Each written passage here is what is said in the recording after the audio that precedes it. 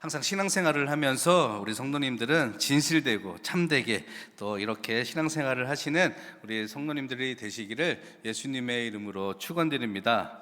오늘은 요한계시록에 있는 7 초대교회 중에 세 번째 교회에 이 버가모 교회에 대해서 말씀을 좀 나누려고 하는데요. 이 버가모 교회는 현재 튀르키예, 옛날에는 터키라고 했죠. 그 버가모 지역에 있는 7교회 가운데 건물이 지금까지 가장 잘된 교회로서 허물어지긴 했어도 웅장했던 그런 교회의 원형이 그대로 남겨져 있는 것을 볼 수가 있는데, 우리 한번 사진 한번 보겠습니다.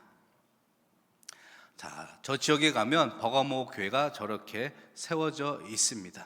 하나 더 공중에서 찍은 겁니다. 자, 나중에 성지순례 가면 저기를 꼭 들을 텐데 저렇게 교회의 그 모습이 웅장하게 지금 남아있고, 다른 데는 거의 다 무너졌는데 특히 저 버가모 교회만 저렇게 거의 본형이 돼서 남아져 있습니다. 근데 오늘 말씀해 보니까, 특히 13절 말씀해 보니까 이렇게 말하고 있는데, 우리 13절 말씀 한번 같이 읽겠습니다. 시작. 내가 어디에 사는지를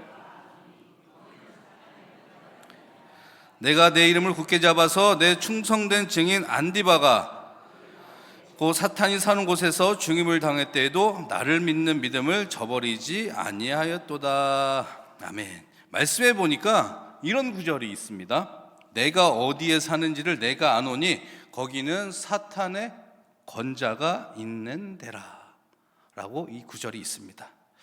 왜 말씀에서 이 버가모 지역을, 이 교회를 사탄의 권자라고 했을까요? 교회인데.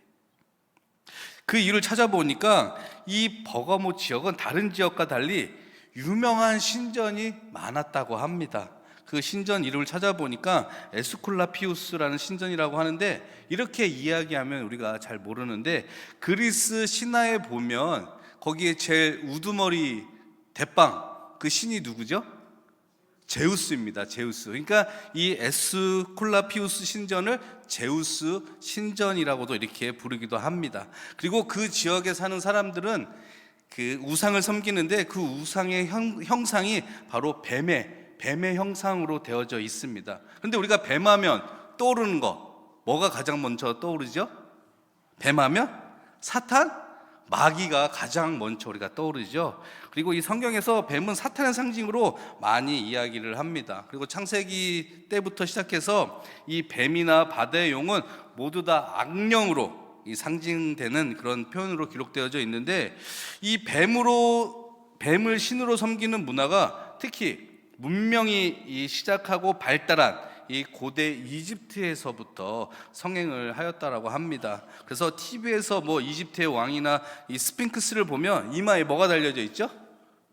뭐가 달려져 있죠? 코브라, 뱀이 이렇게 달려져 있는 것을 볼 수가 있습니다. 그러니까 이 중국도 그렇고 뭐 한국, 일본 용의 문화가 또 많이 발전되어져 있잖아요. 뱀하고 좀 비슷한 거. 그 원죄의 모습이 에스쿨라피우스 이 신전인데, 이것이 바로 버가모의 원형이라는 것입니다. 그리고 우리가 피곤할 때 마시는 그 피로회복제 뭐가 있죠? 바카스 있잖아. 이것도 이 그리스 신화에 나오는 신의 이름인데, 이 바카스 신전도 그 버가모 지역에 있다라는 것입니다. 그리고 계속해서 로마 황제를 위해서 그 지역의 다른 지역들보다 많은 신전이 세워졌고, 또 많은 사람들은 그 신전을 위해서 또 우상 숭배도 많이 했고, 그러니까 우리가 알만한 이 세계적인 이 신전들이 가득한 곳이기 때문에 그곳을 사탄의 권자라고 이렇게 부른 것입니다. 그리고 이 버가모의 뜻을 찾아보니까 이 버가모의 뜻은 높여진, 견고한 요새로 되어져 있습니다. 그러니까 이것은 우상으로 가득 채워져서 절대로 높고 견고한 요새처럼 무너지지 않는 모습이기에 이 버가모 지역을 사탄의 권자라고 이렇게 부른 것입니다. 우리가 요한계시록에 보면 초대 7교회가 나오죠. 혹시 기억하고 계십니까? 초대 7교회. 우리가 세 번째 교회를 봤는데 에베소 교회가 있고, 또 서머나 교회도 있고, 라오디게아, 뭐 빌라델비아, 사데케아, 두아디아, 그리고 버가모 교회가 있는데, 하나님께서 그 교회들을 향해서 칭찬을 했던 교회도 있고 또 책망을 했던 교회도 있습니다. 근데 오늘 우리가 읽은 이 본문 말씀, 이 버가모 교회는 하나님의 칭찬이 있었고 또한 무엇이 있습니까? 책망이 있는 교회였습니다. 이 버가모 교회의 칭찬은 무엇이었냐면, 우리 아까 13절 말씀에 봤는데 13절 말씀 이 하반부에 보니까 내가 내 이름을 굳게 잡아서 내 충성된 증인 안디바가 너희 가운데 곧 사탄이 사는 곳에서 죽임을 당할 때에도 나를 믿는 믿음을 저버리지 아니하였도다. 그러니까 이 우상의 신전들이 사탄의 건자라고 불리는 그 버가모 지역에 그 교회에서 훌륭한 지도자 한 명이 있었는데 그 지도자 이름은 바로 안디바라는 것입니다. 그 안디바의 믿음을 보고 하나님께서 이 교회를 칭찬하고 있습니다. 이 안디바는 버가모 교회의 이 감독으로서 예수를 믿는 이 교회의 지도자 역할을 하다가 황제 숭배를 거절했다는 이유로 순교를 당하게 되는데, 이 안디바를 어떻게 죽였냐면, 우리 그림 하나 보겠습니다. 자, 저렇게 죽인 겁니다. 저게 어떤 거냐면, 큰 노새로 만든 이 항소에다가 거기다 사람을 옷으로 다 발라서 벗겨서, 저기 그림에는 이제 옷이 입혀져 있는데 옷을 다 발가 벗기고 물을 닮아서 밑에다가 불을 태워서 삶아 죽이거나 그냥 이렇게 태워서 구워서 죽인 것입니다. 그러면서 저것을 보여주면서 예수를 믿지 않는 사람들이, 예수를 핍박하는 사람들이 너희가 끝까지 예수를 믿겠다라고 하면 너희도 저렇게 죽음을 당할 것이다 라고 이렇게 보여준 겁니다.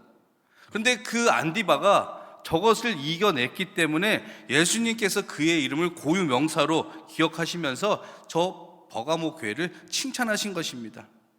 근데 희한하게도 말씀해 보니까 버가모 교회, 아까 칭찬이 있는 반면에 이렇게 안디바를 통해서 믿음이 있는 교회라고 칭찬이 있었는 반면에 또 이 교회에 대해서 책망을 하게 되는데, 우리 14절에서 15절 말씀 우리 한번 같이 읽겠습니다. 시작.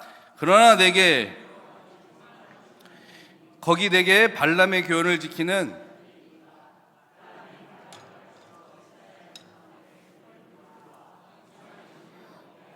또 행음하게 하였느니라. 지내게도 니골랑당의 교훈을 지키는 자들이 있도다. 아멘. 말씀해 보니까 책망의 내용이 무엇입니까? 하나는 발람의 교훈을 따르는 자, 또 하나는 니골랑당의 교훈을 지키는 것에 대해서 예수님께서 책망하는 것을 볼 수가 있습니다. 그러면 과연 이 발람의 교훈이 무엇이길래, 또한 이 니골랑당의 교훈이 무엇이길래 왜 하나님께서 그들을 책망하셨냐라고 살펴보면, 첫 번째로 이 발람의 교훈이 무엇인지 살펴보면, 이 발람의 사건은 민수기 22장에서 24장의 말씀에 기록되어져 있습니다. 그러니까 이 발람은 어떤 사람이었냐면, 메소포타미아 이 부돌 강변에 사는 이 부올의 아들로서 영계의 법칙에 따라 하나님과 교통하는 그런 사람이었습니다. 그러니까 한마디로 오늘 말씀을 드리면 그냥 무당과 같은 자입니다. 박수무당. 그러니까 하나님의 뜻도 알고 있는 그런 사람입니다. 근데 이런 발람에게 하루는 모압 왕 발락이, 이름이 좀 비슷합니다. 그리고 또 끼리끼리입니다. 이 발락이 발람에게 찾아가서 도움을 요청합니다. 내용은 무엇이냐면, 지금 우리를 향해서 저 쳐들어오는 이스라엘 민족을 향해서 저주해달라고 요청을 합니다.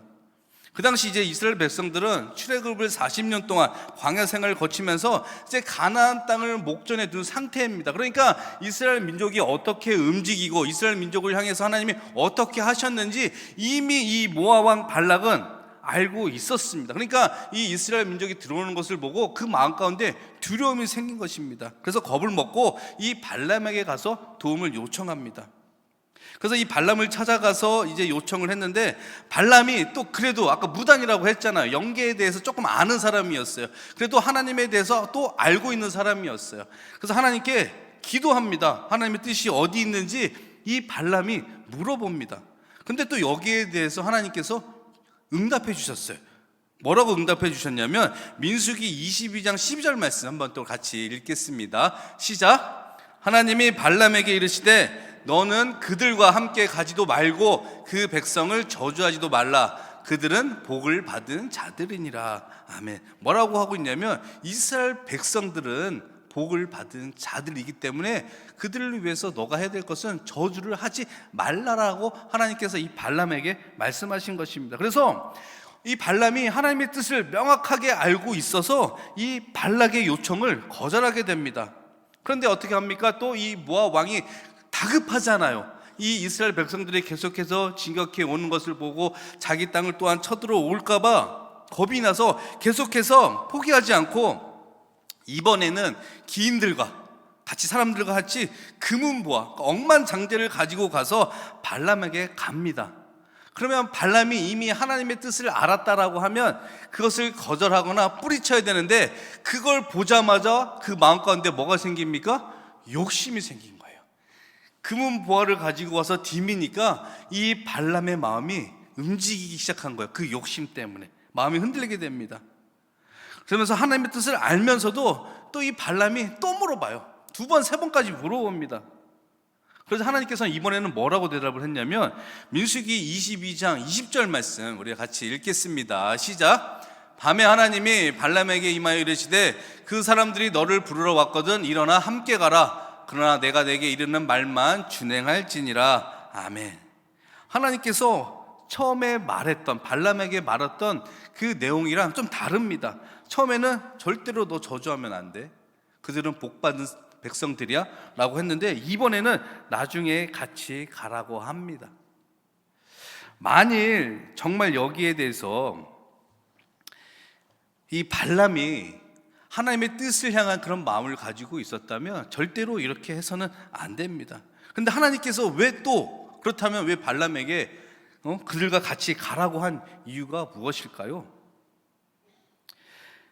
그것은 이 물질 때문에 흔들리는 발람의 마음을 이미 하나님께서 알고 있었기 때문에 그냥 자유의지를 준 것입니다. 이제 그렇게 되어서 이제 발람이 이제 발락에게 가게 됩니다. 근데 여기서 또 하나님께서 진노하셔가지고 이 사자를 보내서 길을 막으셨습니다. 나귀의 입을 열어서 이 발람의 옳지 못한 행동을 깨우쳐 줍니다. 근데 그 이후의 상황은 발락 왕이 이 원했던 것과 같이, 것과는 달리 이 정반대로 이 전개되어지는데, 발락은 분명히 이스라엘 백성을 저주해달라고 했습니다. 근데 하나님께서는 절대로 저주하지 말라라고 했습니다. 그래서 하나님께서는 이 발람의 입술을 통해서 어떻게 하셨냐면 이스라엘 민족을 축복하게 하셨습니다. 그것도 물어볼 때마다 3번씩이나 이스라엘 민족을 축복하게 됩니다. 근데 아까 이 발람의 마음에는 뭐가 있었습니까? 재물에 대한, 물질에 대한 욕심이 있었습니다. 그러니까 계속해서 발락이 물질을 가지고 계속해서 더 많이 가져가니까 결국 이 발람이 이 발락 왕에게 이스라엘 백성이 망하는 방법을 알려주게 됩니다. 그 방법이 무엇이냐면 이스라엘 백성이 우상의 재물을 먹게 하고 이방 여인과 행음하게 하는 그 방법을 알려주게 됩니다. 가장 하나님이 제일 싫어하는 방법을 이 발람이, 하나님께서 하지 말라는 이것을 발람이 하게 됩니다. 악질적인 방법이죠. 우상의 재물을 먹게 하고 우상을 섬기게 하고 또 이방 여인과 간음하게 하는 것들. 그래서 이 모압 왕 발락이 이 발람의 말대로 이스라엘 백성들을 이제 초대하게 됩니다. 좋은 말로 꼬신 것이죠. 이제 이스라엘 민족이 쳐들어오니까 그들과 싸울 수는 없으니까 그들을 초대하게 됩니다. 그리고 제사에 초대하게 되는데, 이제 그들을 꼬셔서 이 발람이 말한 대로 이 모압 여자들과 음행하게 만들고 또 그들에게, 신들에게, 우상에게 절하는 것을 시키게 됩니다. 근데 여기서 참 희한한 것은 무엇이냐면 바로 이스라엘 백성들의 그런 모습입니다. 이스라엘 백성은 어떤 민족입니까? 어떤 민족이에요? 하나님의 선택한 민족이잖아요. 그리고 하나님의 그런 인도하심, 오랫동안 하나님의 기적과 이적을 보았던 그런 사람들입니다. 그러면 한순간에 그런 유혹이 오면 물리쳐야 돼요. 그죠? 당연히 물리쳐야 되죠. 하나님께서 선택한 백성들이기 때문에. 그리고 하나님께서 인도해 주셨잖아요. 구름기로 불기둥으로 인도해 주셨고 또 필요할 때마다 기적과 이적을 베풀어 주셨잖아요. 하나님의 살아계심을 분명히 눈으로 보았던 그 자들인데 그 유혹에 한순간에 빠지게 됩니다. 결국 어떻게 되었습니까? 이스라엘 백성들?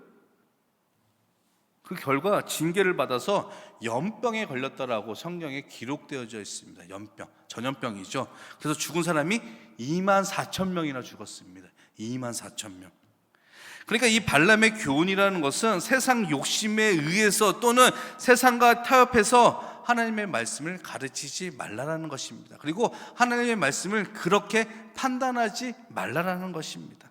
합리화시키지 말라라는 거예요. 내가 필요에 따라서 하나님의 말씀을 내 생각대로 판단하고 합리화시키지 말라라는 것입니다. 두 번째로 또 하나 책망은 뭐였습니까? 니골라 당의 교훈을 지키는 자들에 대해서 책망을 했는데, 이 버가모 교회는 이 발람의 행위를 따르는 사람들이 있었습니다. 그리고 또한 여기에 니골라 당의 행위를 쫓는 사람들이 있었는데, 이 니골라 당은 이 초대교회 7지사 중에 한 사람이 세웠던 이 니골라가 배교하여 세운 것입니다. 그러니까 이단이 되었습니다. 그리고 니골라는 이단의 교주가 된 거예요.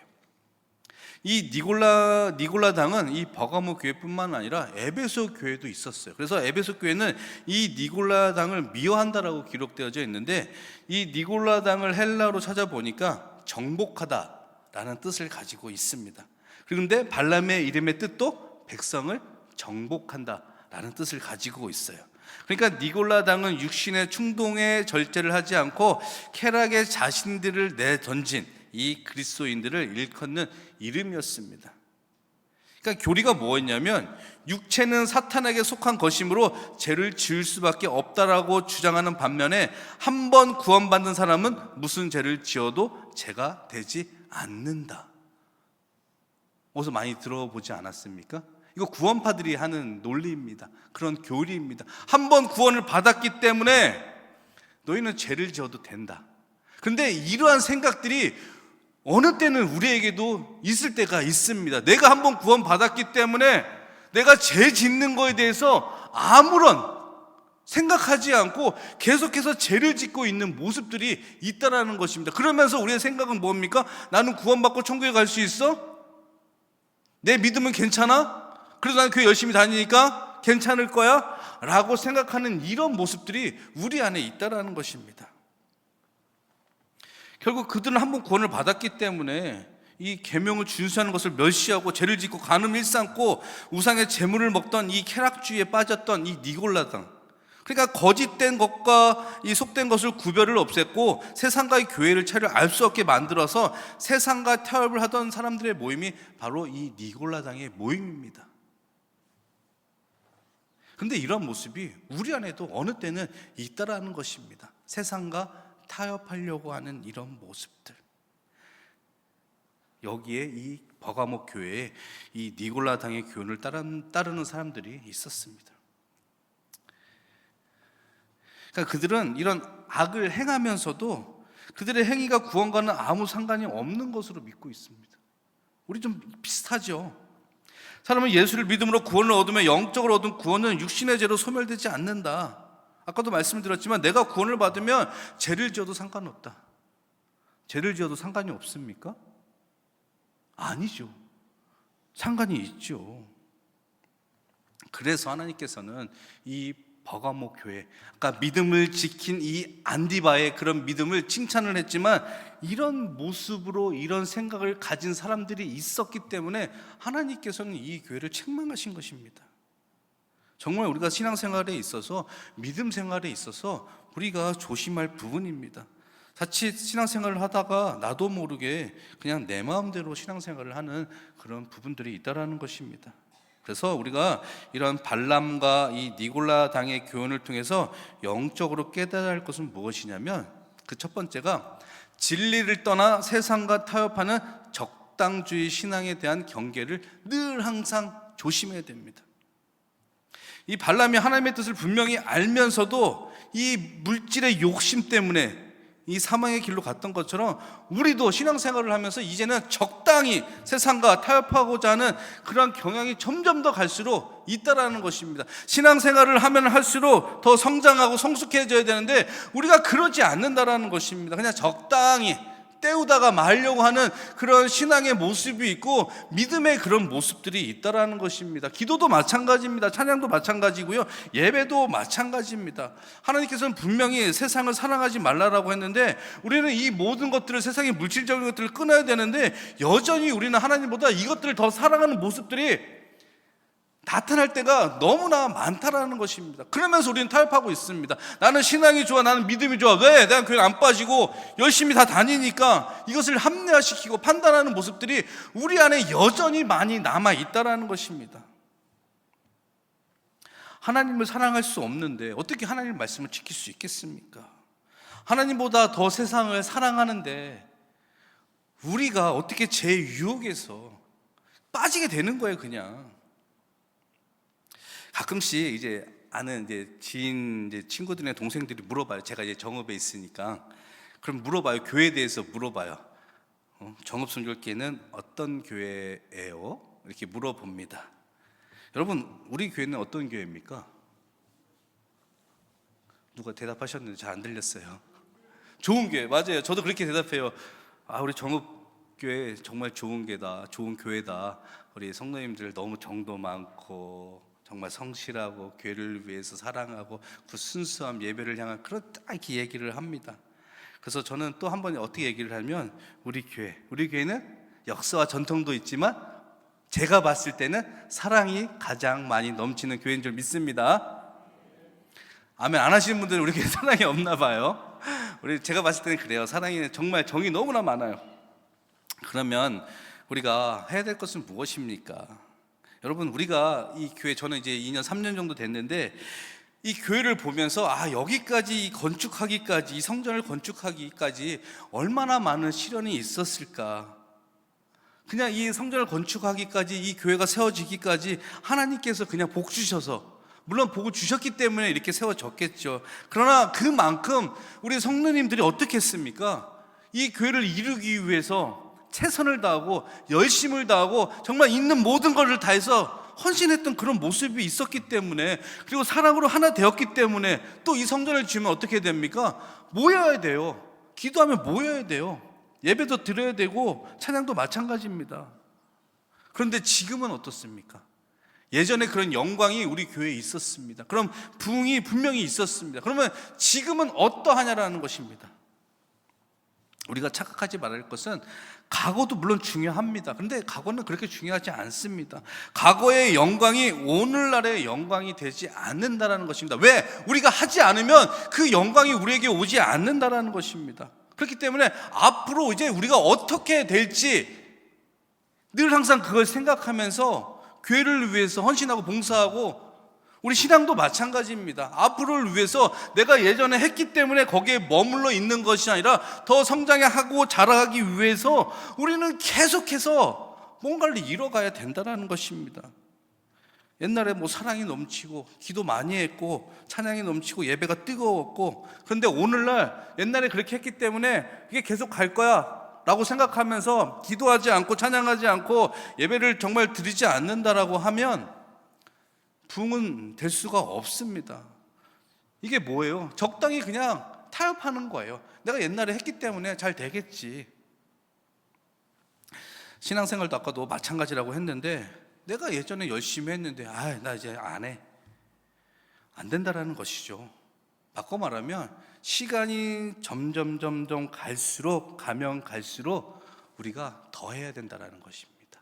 교회를 위해서 더 사랑하고, 교회를 위해서 모이면 기도하고, 교회를 위해서 흩어지면 전도하고, 모이면 예배를 드릴 때도 뜨겁게 예배를 드리고, 또 예배를 또 준비하는 그 가운데 우리 또 찬양대에 있으면 더 기도 준비하고, 교사들도 마찬가지죠. 아이들을 위해서 더 기도하고, 수련회 가면 그 더 열심히 기도를 준비해야 되는 것. 그러니까 모든 게 마찬가지라는 것입니다. 교회에 속한 모든 사람이라면 우리가 그 영광을 알기 때문에, 그 옛날에 그 뜨거움이 있었기 때문에 교회를 위해서 더 열심히 해야 되는 것이지, 적당히 이렇게 하면 되겠지, 앞으로도 우리 교회 이렇게 했으니까 더 잘 되겠지, 안 된다는 것입니다. 제가 가끔 이제 교회 이렇게 돌면서 이제 묵상할 때도 있고 산책할 때도 있어요. 또 기도할 때도 있는데, 이게 주변에 들러보면 우리 교회 부흥하려면 어떻게 하면 좋을까라는 그런 생각을 할 때가 있어요. 근데 우리 교회 주변에 보면 아무것도 없잖아요. 그죠? 그래서 한 번은 이런 생각이 드는 거예요. 우리 교회가 정말 더 큰 성장하기 위해서는 주변에 정말 재건축이라고 해야 되나요? 재개발이 됐으면 좋겠다라는 그런 생각이 막 드는 거예요. 여기 아파트가 몇 채가 막 들어오면은 우리 교회에 막 사람들이 많이 엄청나게 몰려올 텐데, 그럼 그걸 또 맞이하기 위해서 우리가 또 얼마나 또 많이 준비하고 또 그것을 위해서 기도할까? 이제 그런 기도가 나온다라는 것이죠. 왜? 우리 교회가 사실 좀 외곽에 있다 보니까 전도하기도 쉽지 않고 사람들이 오는 거 쉽지 않다라는 그런 생각이 들어서 이제 교회를 볼 때마다 이제 그런 이제 기도도 하고 그런 생각이 드는데, 그만큼 우리가 또 교회가 성장하기 위해서는 그 전보다 더 열심히 해야 된다라는 것입니다. 적당히 해서는 안 된다라는 것입니다. 우리가 코로나로 이제 지내서 생활 환경도 많이 바뀌었고 이 예배 습관 모든 것이 다 바뀌었습니다. 그러니까 신앙생활조차도 바뀌어가고 있는데, 우리 알고 있잖아요. 그 전 예배가 회복되고 예배의 뜨거움과 정말 신앙의 갈급함과 그 예배의 말씀과 그런 모든 것이, 이 갈급함이 우리 안에 있는데, 우리는 이 코로나로 인해서 우리의 마음의 한 구석에는 적당히 하면 되겠지, 이게 우리 안에 이미 이제 사로잡혀 있다라는 것입니다. 신앙생활을 적당히 타협을 보려는 그런 마음이 이제 생겼다라는 것입니다. 사랑하는 성도 여러분, 처음에는 정말 별거 없이 시작한 이 사소한 것일지라도 진리를 떠나 세상과 타협하면 점점 마음을 빼앗기게 된다는 것입니다. 발람이 하나님의 뜻을 알고서도 그 물질의 유혹을 뿌리치지 못하고 이스라엘 백성의 그 저주하는 방법을 발락에게 알려준 것처럼 우리도 그렇게 될 수 있다는 것입니다. 그럼 결국에 이런 생각과 마음을 빼앗기게 되면 나태하게 되는 것이고 또 타락해 되는 것입니다. 우리 예배 생활도 마찬가지잖아요. 주일 예배 한 번 빠지면 되게 막 불편해요. 불안해. 교회 빠져서. 근데 한 번 빠지고 나면 두 번, 세 번 빠지는 건 일도 아닙니다. 그냥 계속해서 빠지는 거예요. 두려움이 없어져요.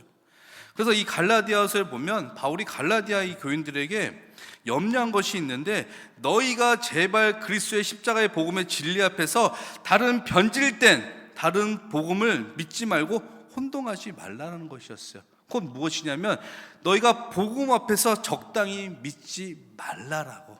우리가 복음의 은혜를 받았다라고 하면 우리가 적당히 믿어서는 안 된다라는 것입니다. 그래서 우리가 예수님의 그 은혜를 받았잖아요. 은혜를 받았으면 우리가 할 수 있는 것은 무엇입니까? 정말 예수님의 삶을 살아낼 수 있도록 세상과 타협하거나 적당히 신앙생활을 해서는 안 된다는 것입니다. 우리가 갚을 수 있는 것, 우리가 구원의 은혜를 받았는데, 나 대신 십자가에 달리셨는데 우리 그거 알고 있잖아요. 그 큰 은혜가 얼마나 우리에게 있어서 놀라운 하나님의 사랑인지. 그런데 우리가 어떻게 하나님을 위해서 적당히 할 수 있겠습니까? 신앙에 대해서는 적당히가 없습니다. 근데 자꾸 신앙에 대해서 세상과 똑같이, 세상은 어떻게 보면 적당히 하는 게 맞을 수도 있어요. 욕심을 부린다고 하면 욕심이 많네?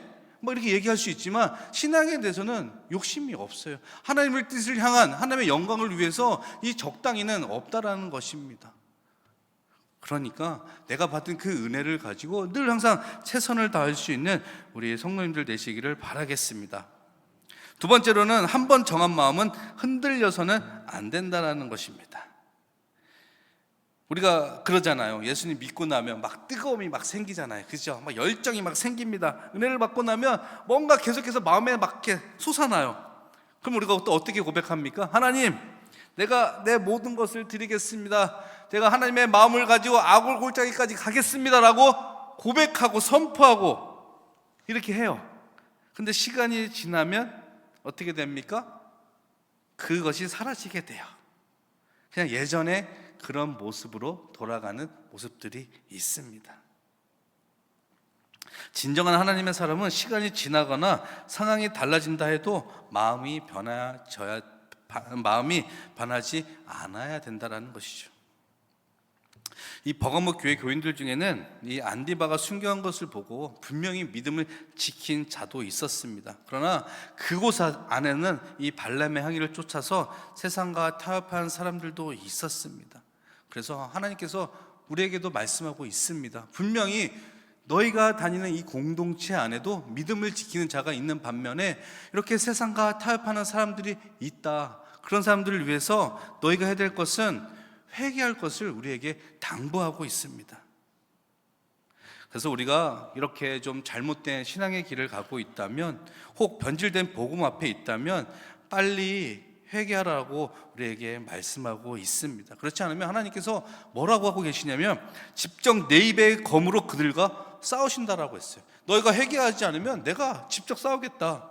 12절 말씀에도 보니까 좌우의 날선 검이라고 하는 이 표현이 나오는데, 여기서 검은 하나님의 말씀을 말하는 것입니다. 우리가 끝까지 우리의 잘못된 그 신앙에 대해서 회개하지 않으면 하나님께서 그래도 우리를 너무나 사랑하여 주셔서 끝까지 하나님의 말씀으로 가르쳐서 깨우쳐 주신다라는 것입니다. 얼마나 좋습니까? 그래서 마지막 말씀에 뭐합니까? 우리 17절 말씀에 뭐라고 되어 있죠? 기 있는 자는 성령이 교회들에게 하는 말씀을 들을지어다. 기 있는 자는 들어야 되는 거예요. 아, 저건 내 이야기가 아니야, 저건 저 사람의 이야기야 라고 해서는 안 되고 우리가 직접 하나님의 말씀을 들어야 된다는 것입니다. 근데 여기 보니까 이렇게 이기는 자에게 하나님께서 두 가지를 주시는데 뭘 주시냐면 우리 17절 말씀입니다. 한번 같이 읽겠습니다. 시작.